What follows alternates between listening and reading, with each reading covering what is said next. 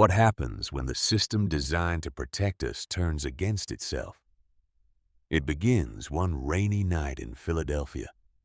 Two decorated police officers, full of swagger and confidence, pull over a black man in a beat-up sedan for a minor traffic violation.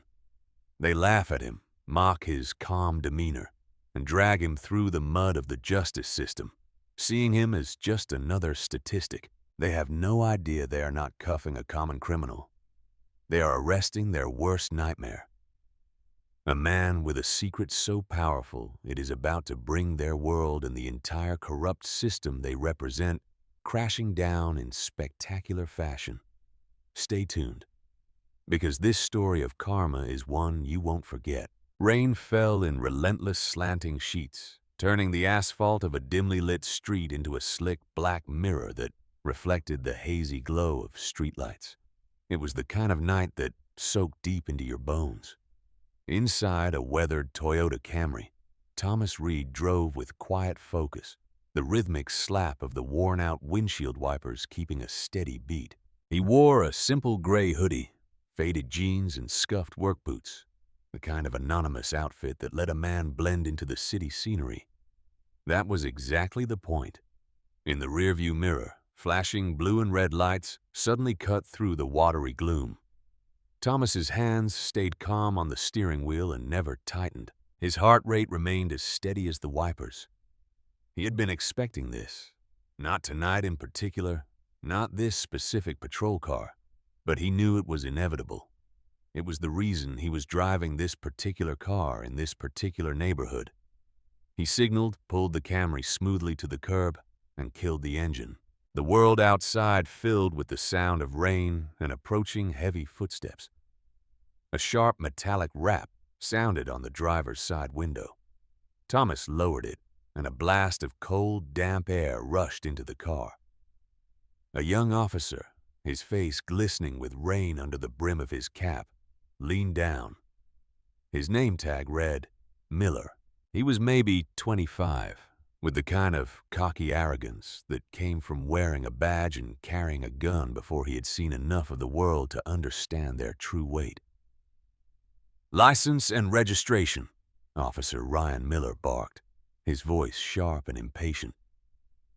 He shone a high-lumen flashlight directly into Thomas's eyes, a classic intimidation tactic. Thomas blinked against the glare, but did not flinch. He reached slowly and deliberately for the glove compartment. "Evening, officer. What seems to be the problem?" His voice was calm and measured, a deep baritone that carried natural authority even though his appearance suggested none. "You've got a busted taillight," Miller snapped, "and you rolled through that last stop sign. Let's see the paperwork." Thomas knew for a fact the taillight was functional.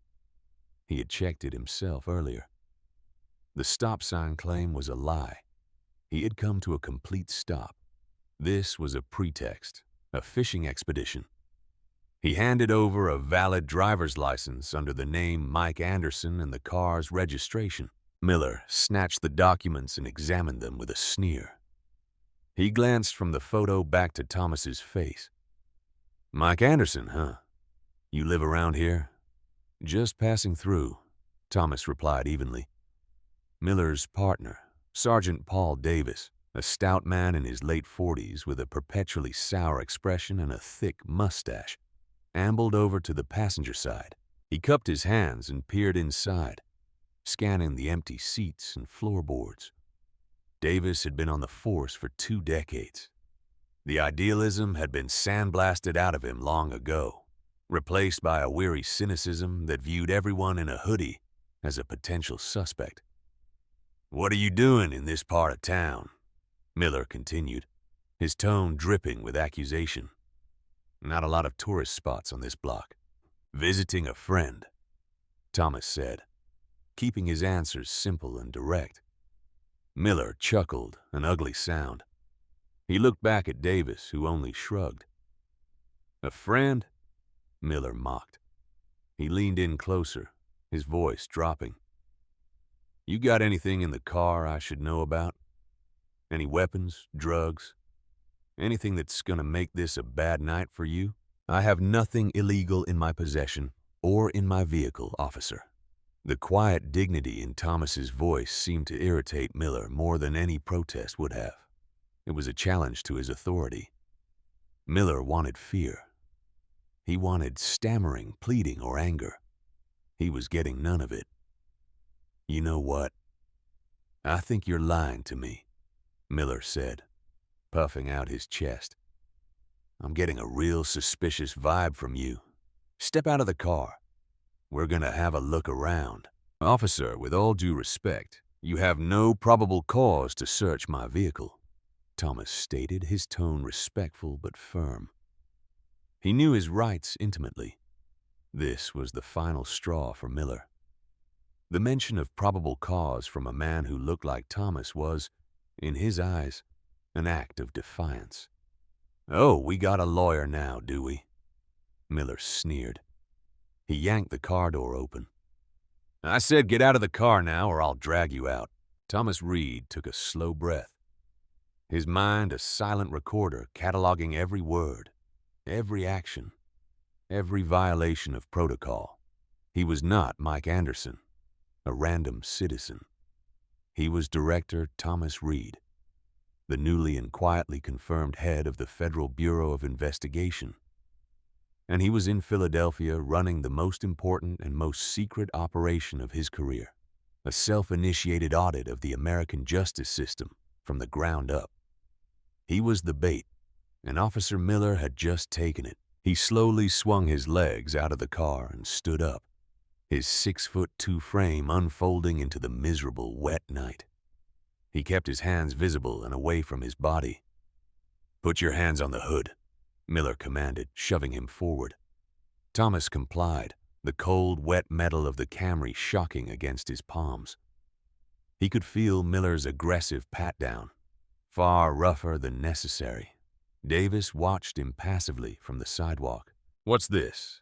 Miller said, his hand stopping on a small, hard object in Thomas's right jeans pocket. He pulled it out. It was a simple, inexpensive, disposable cell phone. A burner. A little paranoid, are we? Got a reason to hide your calls? Before Thomas could answer, Miller's hand went to his back pocket and pulled out his wallet. He flipped through it, finding only the Mike Anderson ID and a few $20 bills. No credit cards, nothing to suggest a life beyond this persona.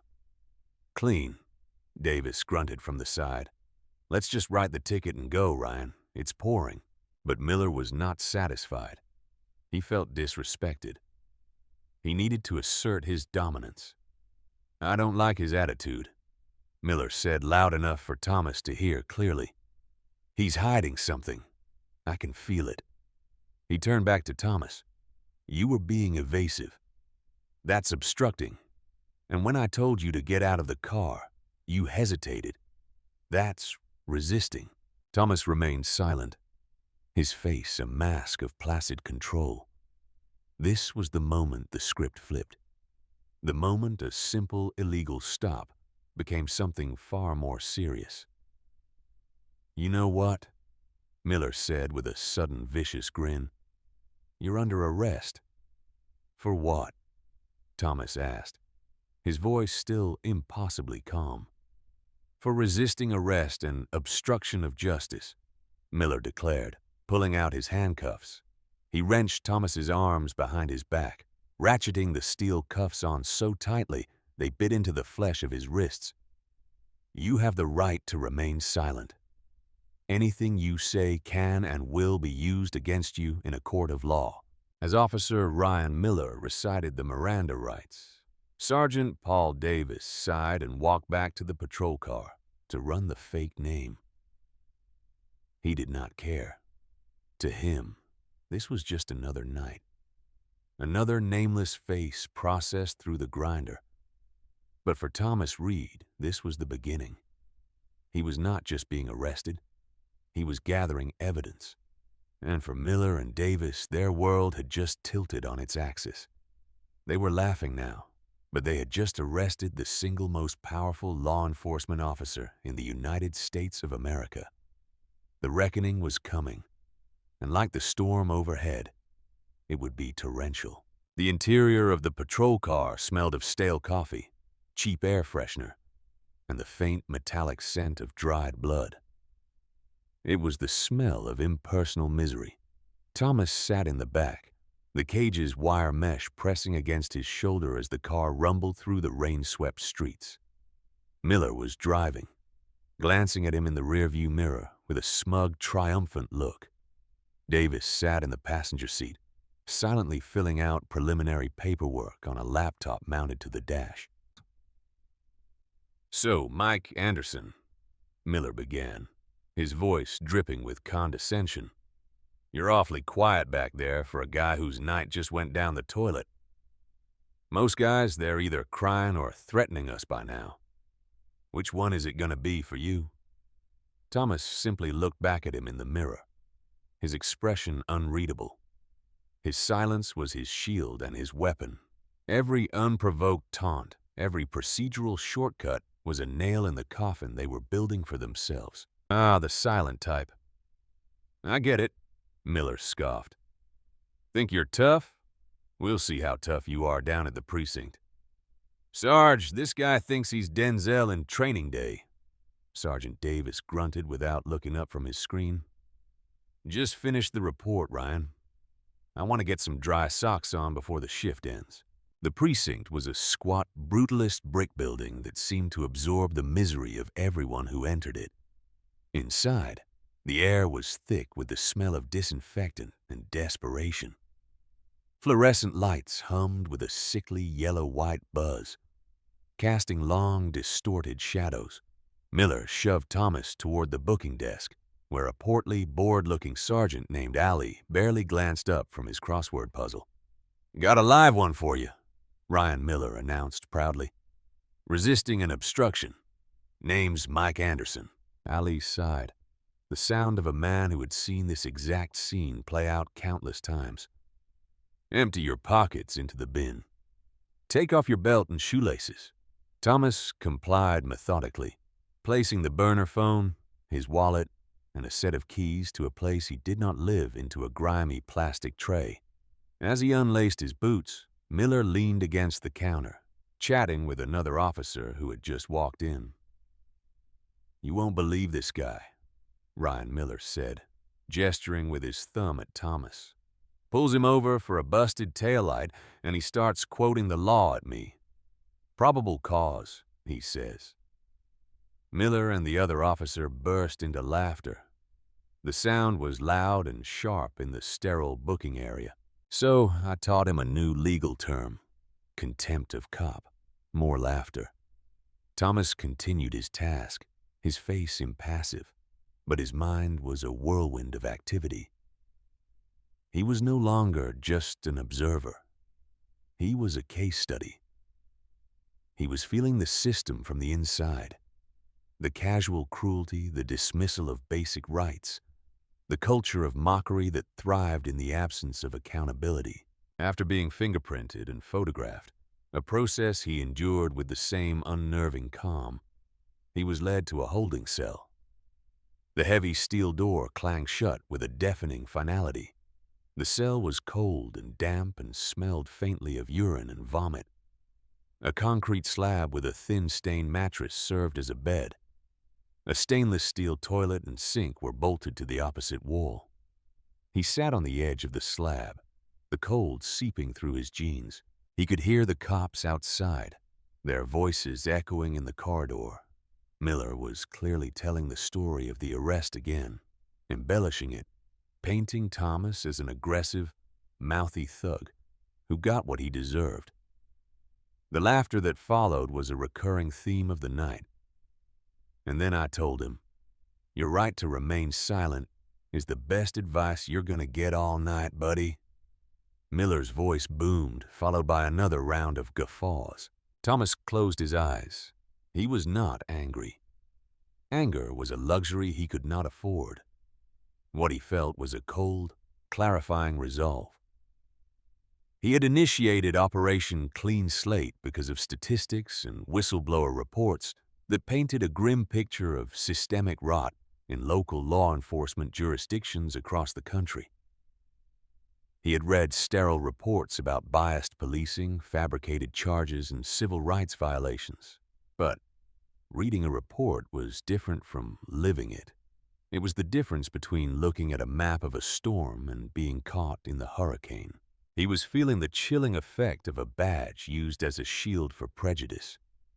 He was experiencing the dehumanization that erodes a person's faith in the very idea of justice. These officers, Miller and Davis, were not just two bad apples. They were symptoms of a diseased orchard thriving in a culture that encouraged or at least tolerated their behavior. Hours passed. The precinct quieted as the night wore on. The adrenaline of the arrest faded for the officers, replaced by the mundane rhythm of paperwork and coffee breaks. For Thomas, the time was not idle. He mentally replayed every moment of the encounter, from the first flash of lights to the clang of the cell door. He analyzed the protocol breaches, the unconstitutional search, the fabricated charges. He was building the federal case in his head, piece by meticulous piece. Later that night, a young, sleep-deprived public defender was led to his cell. Her name was Emily Carter. She looked no older than 26. Her suit was slightly rumpled, and she clutched a stack of files that seemed to weigh more than she did. She had the harried, overwhelmed look of someone fighting a tidal wave with a bucket. "Mr. Anderson," she said, her voice soft but tired. "I'm Emily Carter. The court appointed me to represent you. Can you tell me what happened tonight?" Thomas looked at her, truly looked at her. He saw the flicker of idealism in her eyes, struggling against the exhaustion of a broken system. She was exactly the kind of person he hoped still existed within these walls. He sat up straight. "Miss Carter," he said, his voice holding no trace of fear or despair. "Yes, let me tell you exactly what happened." He recounted the events of the night not as a panicked victim, but as a precise, factual witness. He detailed the non-existent traffic violations, the illegal order to exit the vehicle, the unconstitutional search, and the retaliatory charges. He spoke with such clarity and intelligence that Emily Carter found herself leaning forward, her pen flying across her legal pad. She had heard hundreds of these stories, but this one was different. There was no embellishment, no emotional plea, just the cold, hard facts delivered by a man who seemed more like a law professor than a common criminal. "They laughed at you," she murmured, looking up from her notes. "The arresting officer, Miller. He was bragging about it at the desk." "Yes," Thomas confirmed. He seemed to find the situation quite amusing. Emily shook her head, a familiar sense of outrage mixing with her professional weariness. "Okay, Mr. Anderson, the charges are ridiculous. Obstruction and resisting are catch-alls they use when they have nothing else. The DA will probably offer you a plea deal, time served, and a small fine to make it all go away." Thomas looked her directly in the eyes. "Miss Carter, we will not be taking a plea deal. We will be pleading not guilty. I want to take this to trial." Emily's eyes widened in surprise. Going to trial was a massive gamble, especially for someone like Mike Anderson against the word of two police officers. A jury was likely to believe the men in uniform. "A trial is risky," she advised cautiously. "It's your word against theirs. It could mean real jail time if we lose." "I'm aware of the risks," Thomas said, his voice resonating with an unshakable confidence that made the hair on her arms stand up. "But I have a feeling that when the truth of this matter is brought into the light, the jury will make the right decision." Emily Carter stared at the man in the cell. There was something profound about him, a depth and a certainty she had never encountered before. She did not know who he was or where he came from, But for the first time in a long time, she felt a flicker of something more than just hope. She felt like she was on the right side of a fight that truly mattered, and she had no idea how right she was. In the following days, Thomas Reed, still Mike Anderson, was moved from the precinct holding cell to Philadelphia's central booking and intake center. It was a descent into a deeper circle of the inferno, a massive impersonal facility where individuals were processed not as people, but as inventory. He was stripped of his clothes and given a faded orange jumpsuit that smelled of industrial bleach. He was herded with dozens of other men through a series of sterile concrete hallways, subjected to medical screenings, and finally assigned to a large, overcrowded holding pen to await his bail hearing. The air was a stale mix of body odor, fear, and profound boredom. Men slept on the floor, played cards with worn-out decks, or stared blankly at the walls. Fights threatened to break out over seating arrangements or perceived slights. Thomas remained an island of calm in the churning sea of human misery. He observed, he listened, he learned. He heard stories from other inmates. Some were career criminals, but many were like him. Men swept up by overly aggressive policing for minor infractions, unable to afford bail, their lives put on hold, jobs lost, families strained. This was the part of the system the public rarely saw. This was the consequence of policies and attitudes that prioritized arrests over justice. He was no longer just a director. He was a witness bearing testimony from the belly of the beast. Meanwhile, Emily Carter was fighting her war of attrition. She ran the name Mike Anderson through every database she had access to. The man was a ghost. He had a valid driver's license, a social security number that checked out, and no criminal record. But there was no credit history, no property ownership, no digital footprint. It was as if he had been created yesterday. It was strange, but not unheard of for people living on the margins. She filed a motion for discovery, demanding all evidence from the prosecution, specifically requesting the dashcam and body cam footage from Officers Miller and Davis. This was standard procedure, but she was met with a frustrating delay. The Assistant District Attorney's Office sent back a form letter stating the request was being processed. At the bail hearing held via a grainy video conference, the judge barely looked up from his papers. The prosecutor, a young, ambitious ADA named Matt Lawson, read the charges in a monotone voice.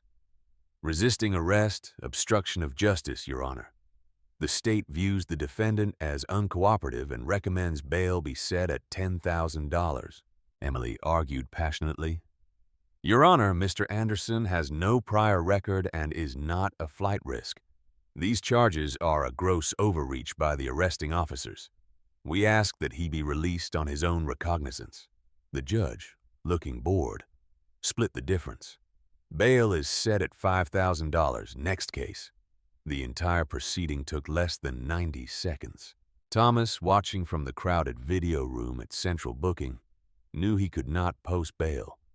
The persona of Mike Anderson would not have $500 for a bail bondsman, let alone the full amount. He was going to stay inside. He needed the full experience.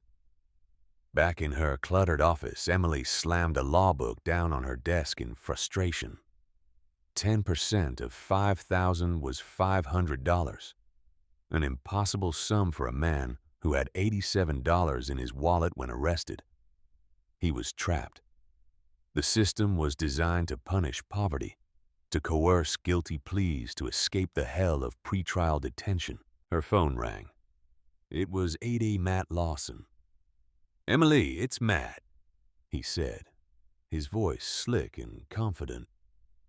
Listen, about your guy Anderson. My boss, Victor Hale, is taking a personal interest in this one. Emily's blood ran cold. Victor Hale was the district attorney for the city of Philadelphia. He was a ruthless, politically ambitious man known for his tough-on-crime stance. Why on earth would the DA himself care about a minor trumped-up resisting arrest charge? Emily asked, her voice wary. Hale is tired of seeing officers disrespected on the street, Lawson explained, though it sounded rehearsed. He wants to send a message. We're not offering any deals on this. In fact, we've just reviewed Officer Miller's full report. We're adding a charge. Emily felt a knot tighten in her stomach. What charge? Assault on a law enforcement officer, 2nd degree. Emily was dumbfounded. Assault on what grounds? There was nothing in the initial report about an assault. Officer Miller now recalls that during the struggle, your client intentionally slammed his shoulder into Miller's chest, causing him pain and forcing him to use additional force to subdue the suspect, Lawson recited coolly. His partner, Sergeant Davis, corroborates his account. The new charges will be filed in the morning. See you at the arraignment. The line went dead. Emily stared at the phone in disbelief. This was a fabrication, a blatant, malicious lie designed to crush her client and guarantee a conviction. Miller and Davis must have realized that a simple resisting charge might not stick, especially if the stop was questionable. So they had conspired to invent a more serious crime. And Dia Victor Hale, eager to burnish his reputation as a pro-police prosecutor, was enabling them. This had escalated from a case of bad policing to a criminal conspiracy. She rushed back to the detention center, her heart pounding with a mixture of fear and fury. She met Thomas in a small, sterile interview room. "They're lying," she said, her voice shaking with anger, as she explained the new charge. "They've added a felony assault charge. Thomas, I have to call you Thomas. Mr. Anderson feels too formal for this. This changes everything. This is no longer a misdemeanor. This is serious prison time." She expected to see fear in his eyes, panic, despair. Instead, she saw the same unnerving, profound calm. He listened intently, his expression unchanging, as if he were a grandmaster at chess, watching his opponent make a predictable but foolish move. "I see," he said when she was finished. His voice was quiet, but it seemed to shake the very air in the small room. "They are overplaying their hand." "Overplaying their hand," Emily exclaimed, bewildered. "They're burying you. Hale will use this to make headlines. DA cracks down on attacks against police. We need to do something. I can file a complaint with Internal Affairs, but that will take months and likely go nowhere." Thomas held up a hand, a simple gesture that commanded silence. "Emily, I need you to trust me. Do not file a complaint with IAD. Do not talk to the press. Continue to demand the body cam footage. Let them build their case on this foundation of lies. Let them become convinced they are going to win." "Why?" she pleaded, utterly confused by his strategy of inaction. "You're asking me to let them perjure themselves." "Precisely," Thomas said, a glint of something cold and hard in his eyes. "The deeper the hole they dig, the further they will have to fall. Everything that is happening, every lie, every fabricated charge, is a gift. D.A. Hale's involvement is the most precious gift of all. He is tying his entire career to the false testimony of 2 corrupt officers." He leaned forward, and for the first time Emily felt the immense weight of the authority that radiated from him. "I told you I wanted to go to trial," he said, his voice a low, powerful rumble.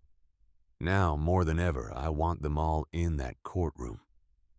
I want Miller and Davis on the stand under oath, and I want Victor Hale sitting at the prosecution's table, smiling, believing he is about to make an example of me." Emily Carter looked at the man in the orange jumpsuit. He was not just an innocent man anymore.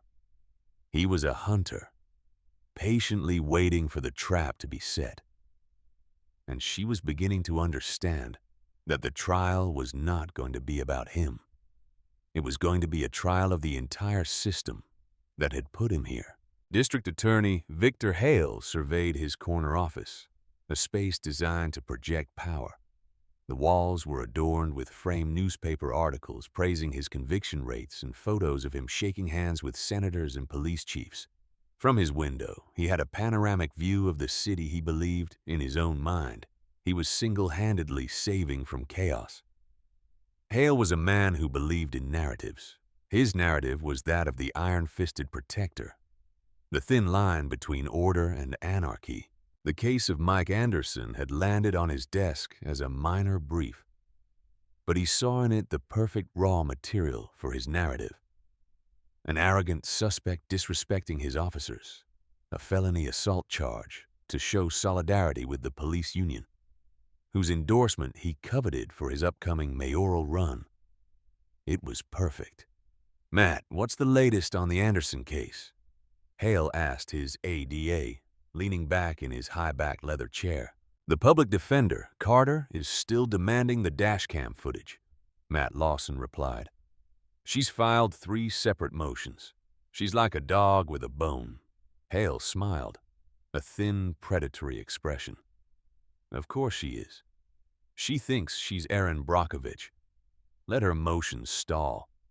Tell her there was a glitch in the upload, that the file seems to be corrupted. Standard procedure. By the time we recover it, the trial will be over." The truth was the footage was not corrupted. Hale had watched it himself. It was grainy and the audio was distorted by the rain, but it was clear enough. It showed a textbook bad stop. It showed Miller's escalating aggression and Reed's unnerving calm. Crucially, it did not show an assault. At the moment Miller claimed he was slammed in the chest, the camera angle was obscured as he lunged toward Reed. It was ambiguous enough. It did not prove the assault, but it did not disprove it either. In a courtroom, it would be the word of 2 decorated officers against a jobless nobody. Hale knew which way any jury would lean. "And the officers?" Hale asked. "Are they solid?" "Rock solid," Lawson assured him. "Miller is eager to testify. Davis is a 20-year veteran. His testimony will be unimpeachable. They both have a consistent, detailed memory of the assault." "Good," Hale said, steepling his fingers. "I want to personally handle the closing arguments on this one. It'll play well. We will not stand by while the brave men and women of law enforcement are used as punching bags. Write that down, Matt. That's a good line for the press release." Hale saw this as a simple, low-risk, high-reward case. He would make an example of Mike Anderson, get his face on the evening news, and solidify his alliance with the police department. He gave no thought to the man in the orange jumpsuit other than as a prop in his own political theater. Meanwhile, in the sterile confines of the detention center library, Emily Carter sat across a metal table from Thomas Reed. He had been incarcerated for some time. The trial had been fast-tracked, something Hale had pushed for, wanting a swift victory. "They're claiming the body cam footage is corrupted," Emily said, her voice laced with frustration. "It's a lie, a transparent one. They're stonewalling because they know it doesn't show what they claim it does." "Let them," Thomas replied calmly. He had used his time inside to read mostly law books and philosophy. He looked thinner, but his eyes were sharper than ever. "Their refusal to produce evidence will speak for itself later." "How is our preparation for the trial?" Emily hesitated. "Our preparation, Thomas. We have nothing.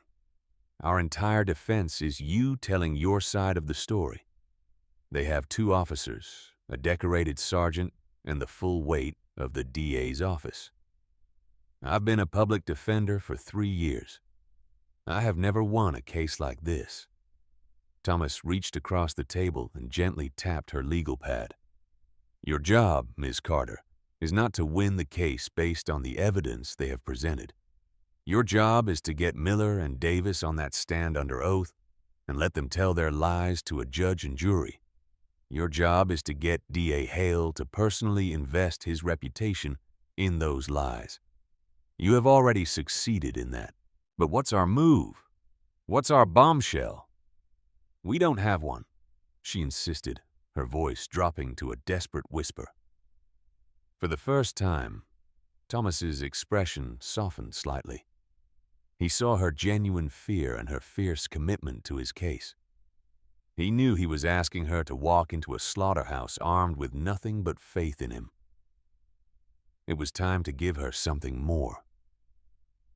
There will be a development, he said, his voice low and confidential. A significant one. On the day of the trial, you will receive a call from a man named Chris Bennett. He is an assistant United States attorney. You will do exactly as he instructs. He will provide you with the bombshell, as you call it. Emily stared at him, her mind reeling. An assistant U.S. attorney. The federal government. What did they have to do with a local assault case? Who are you, Thomas? She breathed. The question that had haunted her for weeks. He gave her a small, enigmatic smile. I am a man who believes in accountability, Miss Carter. And I believe that the best way to test the integrity of a system is to subject yourself to it. Now, let's go over Officer Miller's likely testimony one more time. I want you to be prepared to question every single detail. The days leading up to the trial were a blur of activity. For Hale's team, it was a celebratory march. They prepped Miller and Davis, who grew more confident with each rehearsal of their story. Miller especially began to enjoy the spotlight, seeing himself as a hero who had taken a dangerous thug off the streets. For Emily, it was a nerve-wracking countdown. She prepared her cross-examinations as Thomas had instructed, focusing on inconsistencies in the initial police report versus the later embellished version. She clung to the name Thomas had given her, Chris Bennett, as a lifeline in a sea of uncertainty. She had no idea what was coming, but her client's unshakable confidence was strangely contagious. On the eve of the trial, Sergeant Paul Davis sat in a dimly lit bar nursing a beer.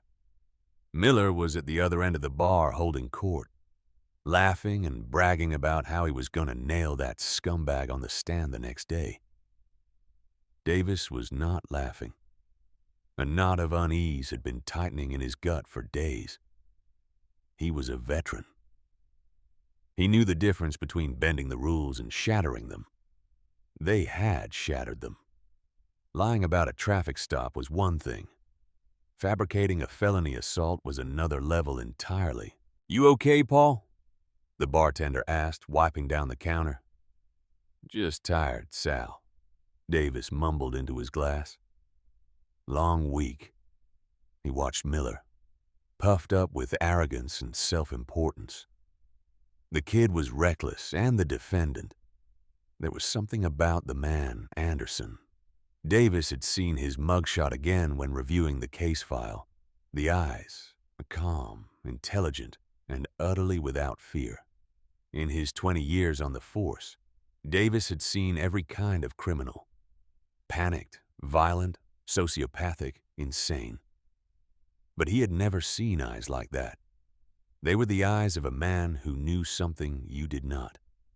They were the eyes of a man in complete control. He downed his beer and threw some cash on the counter. He needed to go home to get some sleep. But he knew with a certainty that chilled him to the bone that this was not going to be the simple, straightforward trial everyone expected. Something was wrong. Something was deeply, fundamentally wrong. The day of the trial dawned gray and overcast, the sky threatening a rain that never came.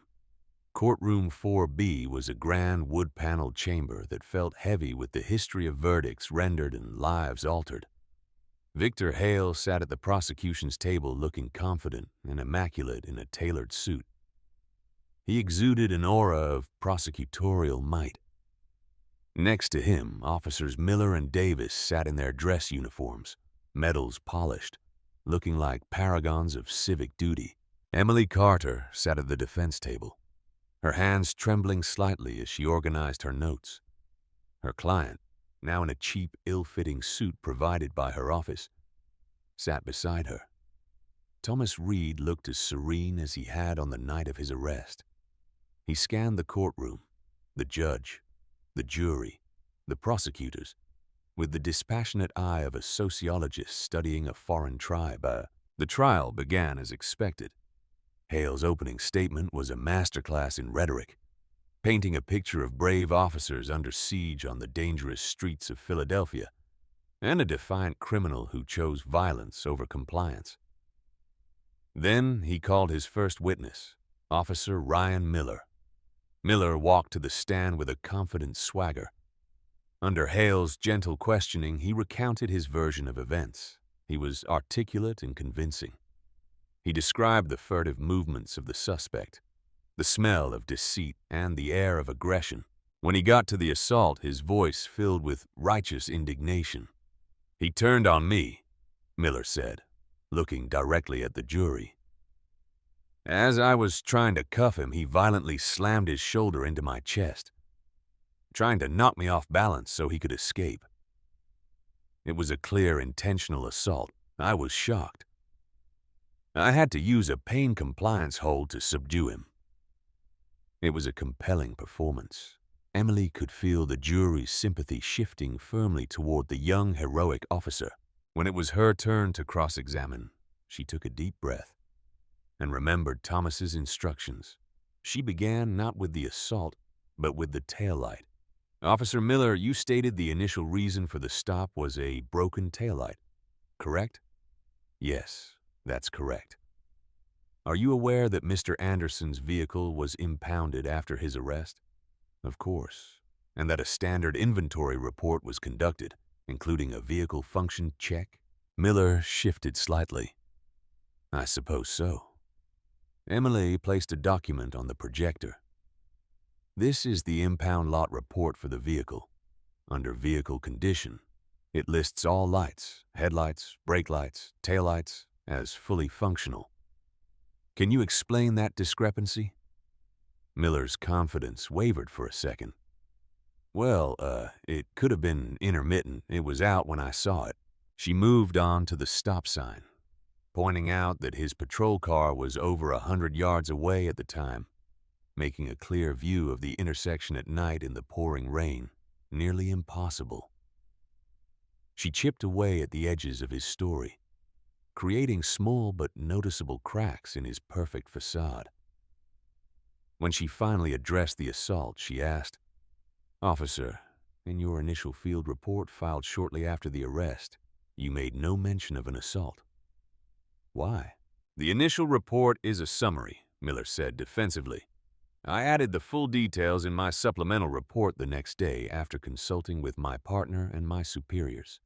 "After consulting," Emily pressed, "or after you realized the resisting and obstruction charges were weak and you needed something more serious to stick?" "Objection!" Hale shouted, leaping to his feet. "Counsel is speculating and impugning the officer's character."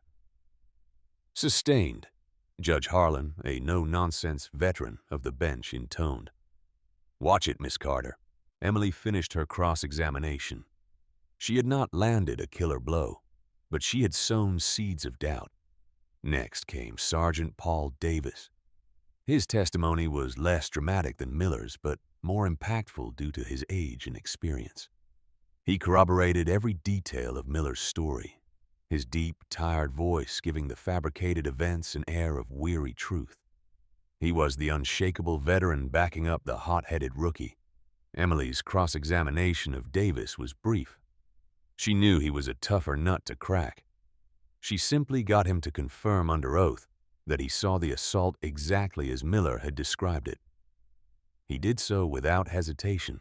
The prosecution rested its case. It looked bleak. The jury seemed convinced. Victor Hale was practically beaming. Judge Harlan turned to the defense. "Miss Carter, do you wish to call any witnesses?" Emily's heart hammered against her ribs. This was the moment. Her phone had buzzed in her pocket exactly as planned. A text from an unknown number. Proceed as instructed. We are in position. Yes, Your Honor, Emily said, her voice surprisingly steady. The defense calls a surprise character witness. Hale chuckled. Objection. We weren't notified of any character witnesses. Given the circumstances that have only just come to my client's attention, we ask for the court's indulgence, Your Honor, Emily said, using the phrasing Thomas had given her. Judge Harlan looked intrigued. I'll allow it for now. Call your witness, Miss Carter. Emily took a deep breath. The defense calls Assistant United States Attorney Chris Bennett to the stand. A stunned silence fell over the courtroom. Victor Hale's smile vanished. He shot a confused look at his team. Who was Chris Bennett? Why was a federal prosecutor being called as a character witness for a nobody? The main doors at the back of the courtroom swung open. Two men in dark, impeccably tailored suits entered. One was a sharp-looking man holding a briefcase, Chris Bennett. The other was a tall, imposing figure with graying temples and an air of absolute command. He was flanked by two other individuals who looked suspiciously like federal agents. They walked down the central aisle, their hard-soled shoes echoing in the silent room. Miller and Davis stared, their faces draining of color. They recognized the second man. They had seen his picture in department-wide memos and news briefings. Every cop in the country knew who he was. Chris Bennett approached the witness stand. The second man, however, walked directly to the defense table and stood behind Thomas Reed. Judge Harlan leaned forward, his brow furrowed. Mr. Bennett, please state your purpose here. And can someone identify the gentleman standing behind the defendant? Chris Bennett addressed the court, his voice crisp and clear. My name is Chris Bennett, Assistant U.S. Attorney for the District of Eastern Pennsylvania. I am not here as a character witness, Your Honor.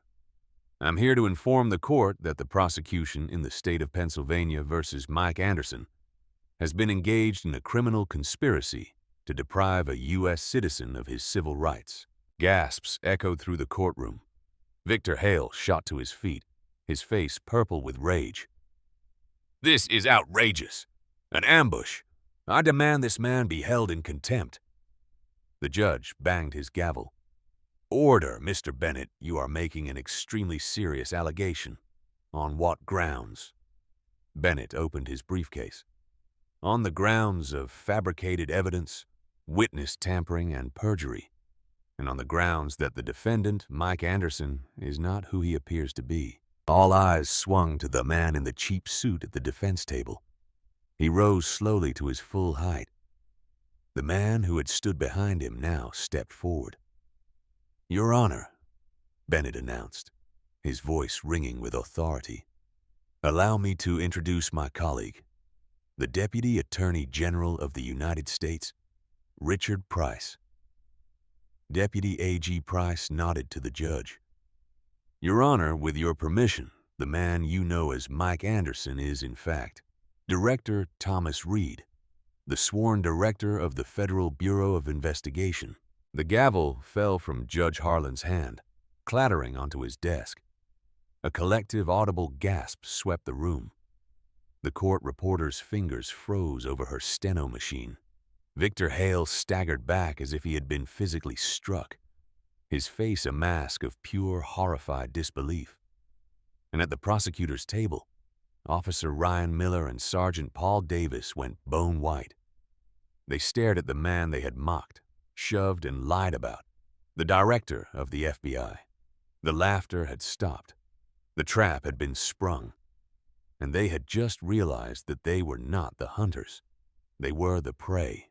The silence that followed the Deputy Attorney General's revelation was a physical thing, a heavy, crushing weight that sucked the air.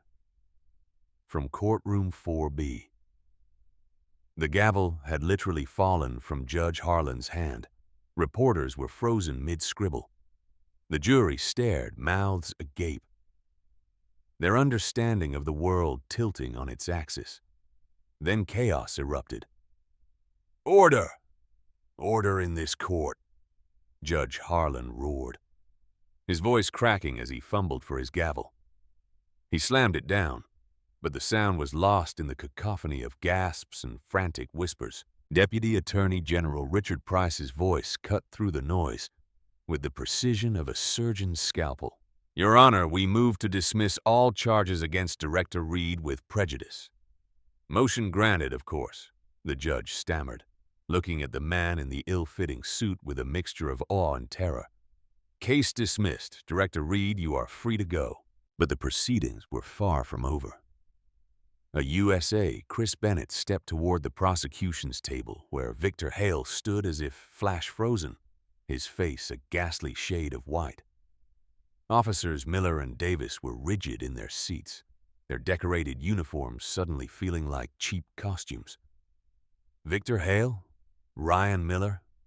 Paul Davis, Bennett announced, his voice devoid of emotion.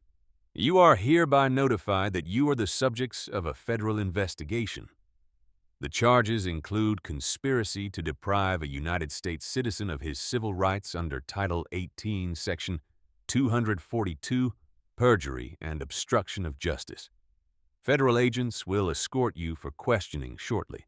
The words hung in the air like a death sentence. Hale finally broke his paralysis, sputtering. This is an outrage. A setup. You can save it for your lawyer. Deputy A.G. Price interjected, his voice like ice. You were determined to make an example of a citizen. Congratulations.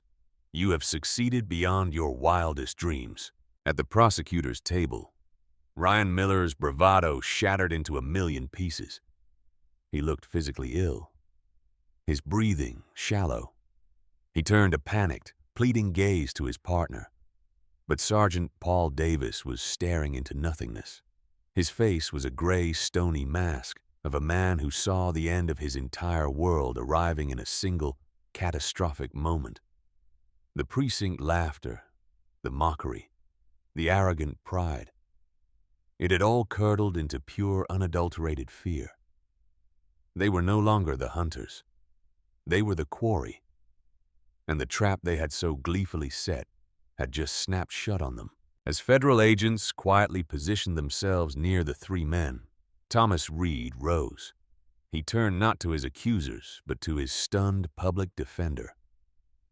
Miss Carter, he said, his voice the only calm instrument in the orchestra of chaos. Thank you for your diligent and principled defense. You are a credit to your profession. You're the director of the FBI, Emily Carter whispered, the reality of the situation finally crashing down on her. Sometimes the only way to truly see the flaws in a structure is from the foundation, he replied softly, a profound sadness in his eyes. The fallout was not a slow burn. It was an explosion. The headline, FBI Director Arrested in Philadelphia, Sting Exposes Corruption, became a national firestorm. For the three men at the center, the reckoning was swift and merciless. Victor Hale's fall was the most spectacular. His mayoral ambitions vanished in an instant. The story of the city's top prosecutor personally championing a fraudulent case against the undercover head of the FBI made him a national laughingstock. His office was swarmed by federal investigators who, empowered by the high-profile nature of the case, uncovered a pattern of misconduct that went far beyond Thomas Reed. Emails surfaced showing a culture of withholding evidence to secure convictions. Facing federal indictment and impeachment, Hale resigned in disgrace. He was disbarred, his name erased from the halls of power, and forever etched into the annals of legal hubris. Ryan Miller, the arrogant instigator, broke completely under federal questioning. Faced with irrefutable video evidence and the prospect of a decade in prison, he took a plea deal. In a packed courtroom, a pale, trembling Miller pleaded guilty to perjury, admitting he fabricated the assault charge because his authority felt challenged. His sentence was 18 months in federal prison, a lifetime of shame and the permanent status of a convicted felon. Sergeant Paul Davis, the cynical veteran, chose a different path. Believing his 2 decades of service would shield him, he refused to cooperate and went to trial. It was a fatal miscalculation. With his own partner testifying against him, the jury took less than 3 hours to find him guilty of conspiracy. The judge, citing Davis's experience as an aggravating factor, sentenced him to 3 years. He lost his pension, his home, and the last vestiges of his honor. But Director Reed's operation was never just about punishment. In the weeks that followed, he used the immense political capital he had earned to force a national conversation. Operation Clean Slate was revealed as a nationwide initiative, and the Philadelphia case was the first tremor of an earthquake intended to shake the very foundations of American law enforcement. He testified before Congress not as a victim, but as an expert witness detailing the systemic rot he had experienced firsthand. For Emily Carter, life was transformed. Hailed as a hero, she was inundated with offers from prestigious law firms. She refused them all. One evening, her phone rang. It was Thomas Reed. "Emily," he said, the formality gone, "I'm forming a new task force within the Civil Rights Division at the DOJ. Its mission is to prosecute official misconduct. I need lawyers who have fought in the trenches, who believe in justice even when it's hard. I need you." She accepted on the spot, trading her thankless war in Philadelphia for a chance to help lead the reform efforts in Washington, D.C. She was no longer fighting the system. She was helping to rebuild it. Months later, Thomas Reed returned to Philadelphia. He drove the same streets, not in a beat-up Camry, but in an unassuming government sedan. The changes were small but visible.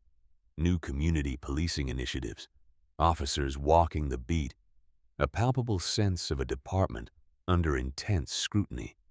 It was not a solution, but it was a start. He thought back to the laughter in the precinct, how confident they had been in their power, how certain they were of their impunity. They had failed to understand a fundamental truth, that justice, when it finally arrives, can be as patient and as methodical as the man they arrested, and as devastating as the reckoning that followed. Their world had ended not with a bang, but with the quiet, undeniable click of handcuffs on the wrists of those who believed they were untouchable. The story of Thomas Reed is not just about the spectacular fall of 3 corrupt officials. It is a powerful reminder that true justice requires accountability at every level. It shows how ego, prejudice, and a broken culture can turn protectors into persecutors. The karma that hit Officer Miller, Sergeant Davis, and D.A. Hale was not magic. It was the direct result of one man's courage to test the very system he was sworn to lead. Their laughter in that precinct turned to ashes in their mouths, because their power was built on a foundation of lies. And all it took was the light of truth to bring it all crashing down. In the end, Thomas Reed's quiet courage reminds us of one simple, heartbreaking truth. Real justice isn't loud or flashy. It's patient, steady, and fearless. When the very people sworn to protect us instead abuse their power, it can feel like the whole world has betrayed us. But this story shows that even in the darkest moments, when you're locked in a cold cell, mocked and stripped of dignity, hope isn't gone. Sometimes the greatest strength lies in staying calm, holding on to your integrity, and trusting that the truth always finds its way into the light. Thomas didn't fight back with anger or violence. He fought with patience and principle, proving that one person's unwavering stand against corruption can shake an entire broken system to its core. His journey teaches us that real change doesn't come from shouting the loudest. It comes from refusing to let fear silence your voice, and from believing that accountability isn't optional. It's essential. No matter how powerless you feel today, remember this: the system only stays broken as long as good people stay silent. Your dignity matters. Your voice matters. And justice, when it finally arrives, can be as quiet and unstoppable as the man who chose to test it from the inside. If Thomas Reed's incredible story of courage and accountability moved you as deeply as it moved me, drop a comment below and tell me, what would you have done if you were in his shoes? Have you ever faced a moment when standing up for what's right felt impossible? Share your thoughts. I read every single one. And if you believe in stories that inspire real change and deliver powerful life lessons, hit that like button. Share this with someone who needs to hear it today, and subscribe to the channel with notifications on. Together, we can keep shining a light on the truth and reminding the world that karma may be slow, but it never misses. Thank you for watching. See you in the next story.